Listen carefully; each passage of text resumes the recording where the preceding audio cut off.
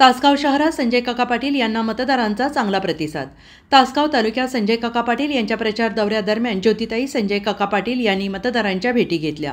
तासगाव शहरात सम्राट अशोकनगर, शिवाजीनगर, लांडघोळ वस्ती, काशीपूर गल्ली या ठिकाणी प्रचार दौरा केला आणि यावेळी मतदारांनी त्यांना चांगला प्रतिसाद दिला। यावेळी ज्योतिताई पाटील यांनी मतदारांना संबोधित केले। त्या काय म्हणाल्या पाहूया सविस्तरपणे।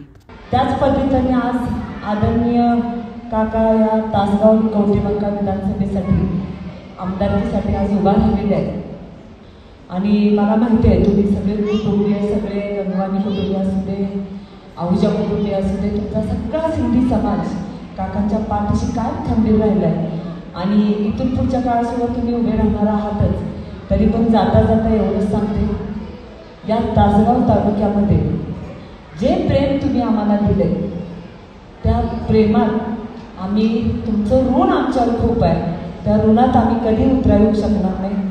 कारण असं एखादंच कुठलं तरी गाव असतं, असं एखादंच कुठलं तरी शहर असतं की आपल्या नेत्यावर भरभरून प्रेम करतं। नेता म्हणण्यापेक्षा एका माणसावर एवढं भरभरून प्रेम करत असतं।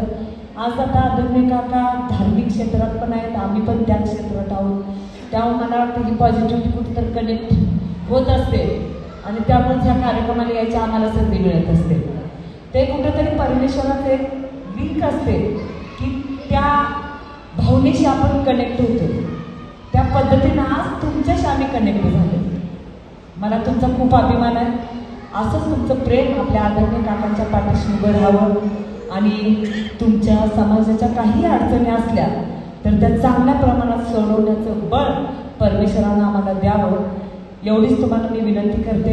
आणि येत्या 20 तारखेला आपल्या आदरणीय काकांचं चिन्ह घड्याळ महायुतीच्या या सरकारमध्ये आपण आहोत आणि मला वाटतं महिलांच्या खूप योजना चांगल्या आहेत, मुलींना मोफत शिक्षण आहे, आज लाडकी बहीण म्हणून आज बऱ्याच ठिकाणी महिलांना सुद्धा आज महिन्याला 1,500 रुपये मिळतात। आदरणीय काका निवडून आल्यानंतर आपलं सरकार आल्यानंतर 2,100 रुपये एवढे होणार आहे। शेतकऱ्यांसाठी वीज माफी झाली आहे, आपलं सरकार आलं की कर्जमाफी होणार आहे आणि सगळ्यात महत्त्वाचं तासगावचा चेहरामोहरा बदलायचं काम आपण करायचं आहे। जाता जाता चांगलं काम आहे, पण 1-2 मिनटं सांगायचं मग आवडत नाही। खरं सांगायचं तर अशा वेळेला ते सांगायचं की नाही असा हा विचार आहे, तरी पण 1-2 मिनटं सांगते। भावनिक करायला मला पण जमतंय, कळतं जरा स्त्रिया भावनिक असतात, पण ते काय करायचं नाही आहे मला। पण जाता जाता एवढं सांगते की एवढी लोक काकांवर प्रेम करतात, ज्या वेळेला निकाल लागल्यानंतर दुसऱ्या-तिसऱ्या दिवशी एक कार्यक्रम वाढदिवसाचा ठेवला होता।